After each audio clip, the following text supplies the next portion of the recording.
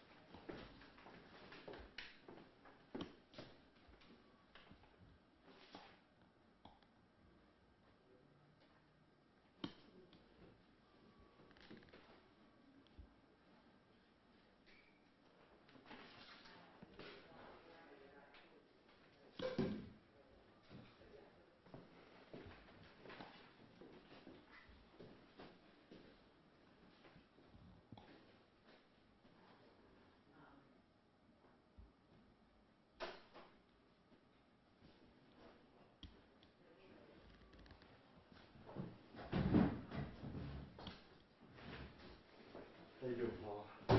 Okay. Lou. At least it's Friday. It is. Oh, yeah. I want fried fish. I love fried fish on the weekend. I love fried fish. Right. Here's some. Olive oil, garlic, and panko. Black pepper. Pat it. Dip it in egg. Roll it in panko. Dip it in egg again. Roll it in panko again. Yeah, by the time we eat it's been dipped 4 times. Yeah.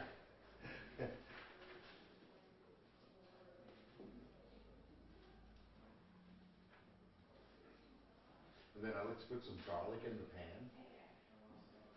and then it sticks to the fish. Sticks to the batter. It's great. Some cracked black pepper.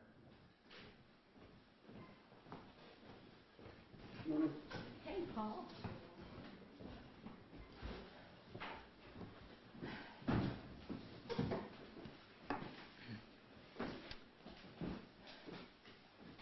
So, good morning, everyone. Thank you for joining us here today. I'm here to speak directly to the residents of Greenfield about the recent events brought about by the decision in the ongoing legal matter of Buchanan and Dodge versus the City of Greenfield, as well as the separate legal matter that caused Police Chief Robert Haig and Lieutenant Todd Dodge to be put on paid administrative leave, and the combined effect of those events on us as a community. I will speak candidly.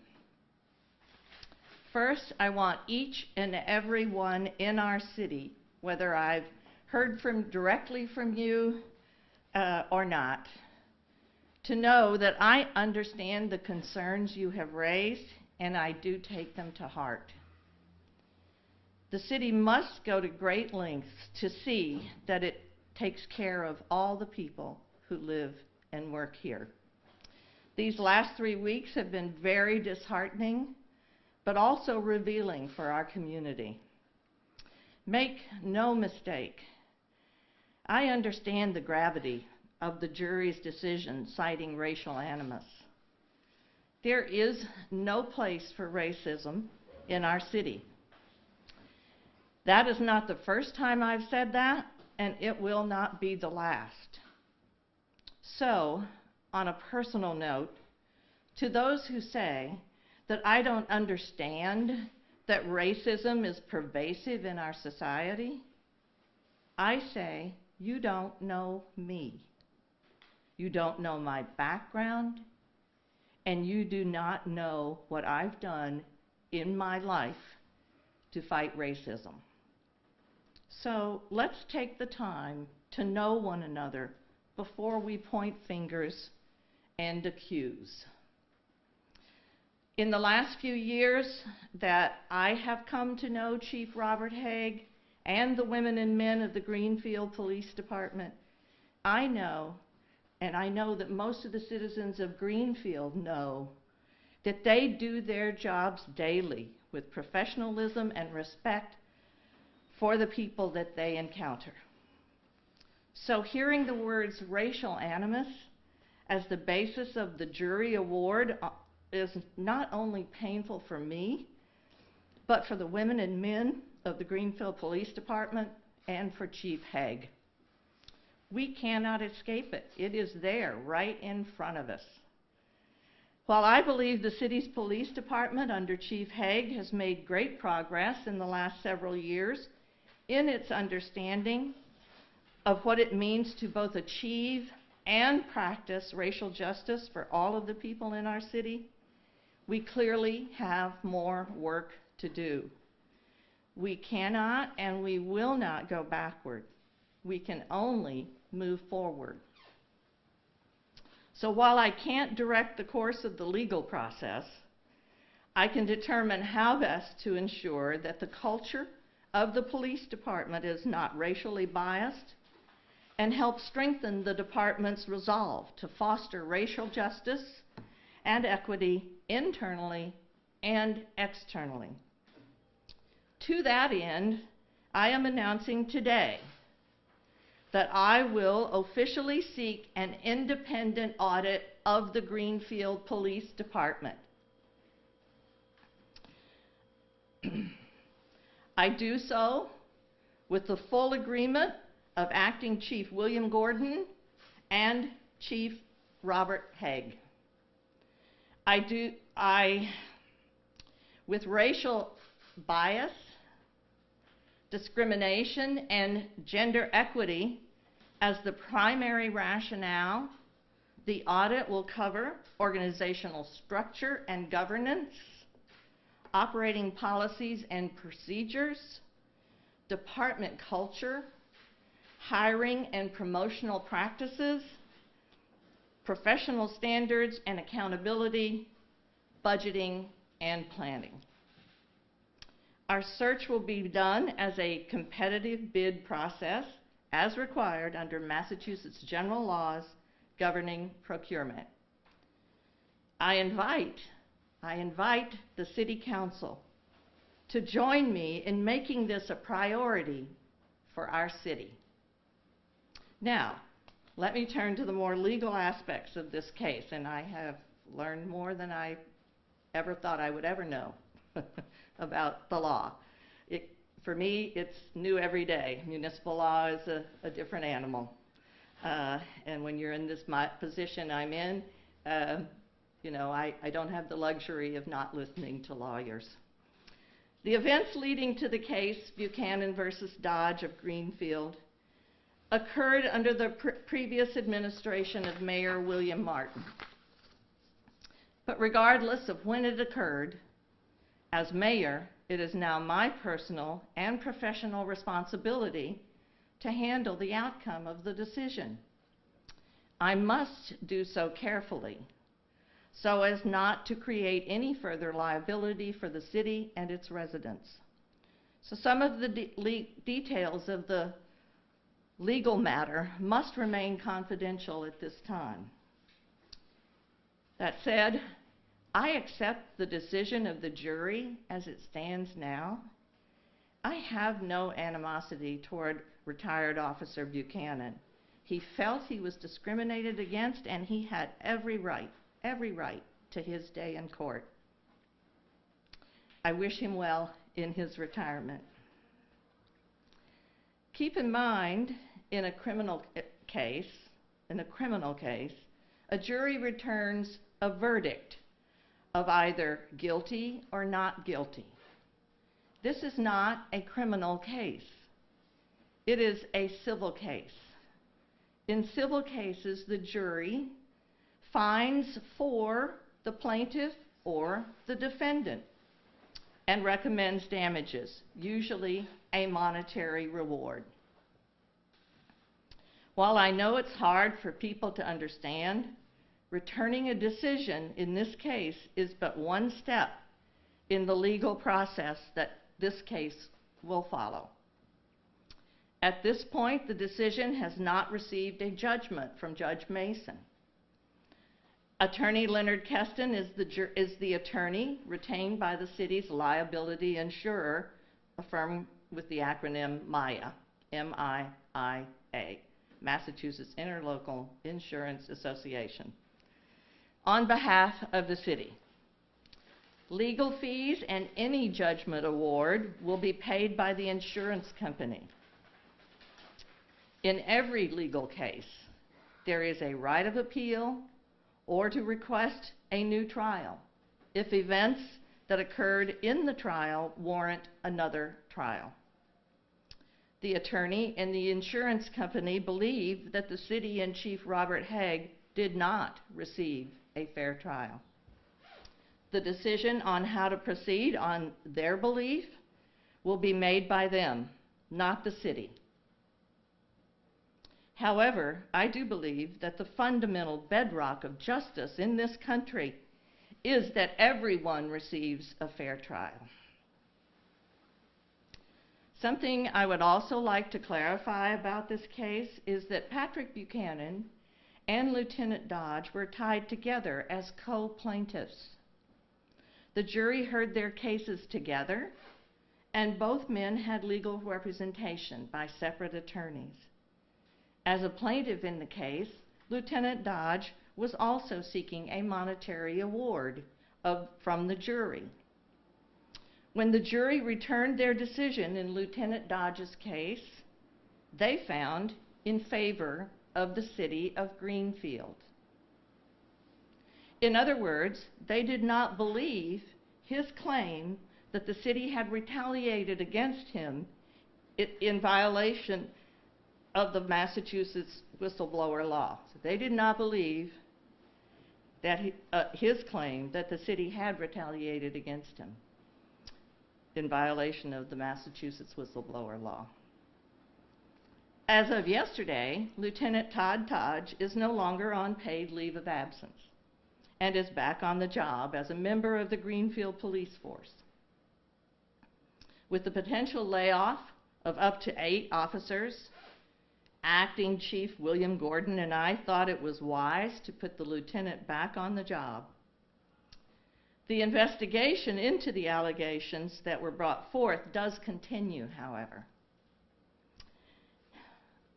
I have heard the calls for me to fire Chief Haig and Lieutenant Dan McCarthy, who is not now, nor was he ever, a named party in the case. His name was certainly invoked often in testimony, as were others, but he was not on trial. Removing either Chief Haig or Lieutenant McCarthy is not as simple as saying, "You're fired," Donald Trump style. Even if I decide to remove Chief Haig from his duties as police chief, he is a civil service employee, and it would have to be done following established procedures. Dan McCarthy was at the center of a controversy around displaying a Confederate flag in his garage 7 years ago. While I find the idea of displaying an expressed symbol of racism disgusting, the reality is that it is a constitutionally protected right and not an offense he can be fired for under his contract. I'm sure if it had been, or if it was, he would have been. But that's just simply the reality of it. Additionally, he is a member of a union, and there are procedures that must be followed when officers don't live up to their sworn duties and may face some sort of discipline, up to and including being fired. And that's really all I have to say today. I'm happy to take a few questions. If there are questions I can answer, I will do it to the best of my abilities. And by that I mean if they're not part of a personnel issue or something about the legal case that I cannot reveal at this time, but I'll take questions. Hi. What does the timeline look like for the, excuse me, independent investigation? So Well, it depends on which one you're talking about. If you're talking about the independent investigation on the charges that led up to the paid administrative leave for Haig and Dodge, that I'm waiting for the paperwork from the investigator to sign, so I don't have the exact timeline on that. I expect to probably receive that today. He is from a firm in the Boston area, and I think he indicated to me in our conversation yesterday that they could begin very soon. But that's about as close as we got to a timeline. Now, if you're talking about the audit, that'll be a little bit of a longer process. We have sought some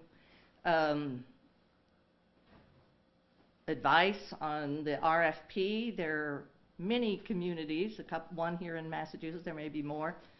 The city of Methuen, right? Holyoke is about to start an audit of its police department. Well, yes, I think maybe the whole city, but I'm not sure. Let's just say that. They're about to start an audit. Albany in New York, in the last couple of years, did an audit based primarily on racial bias. So it's something that's happening, and I do believe it's warranted for this police department, particularly at this time.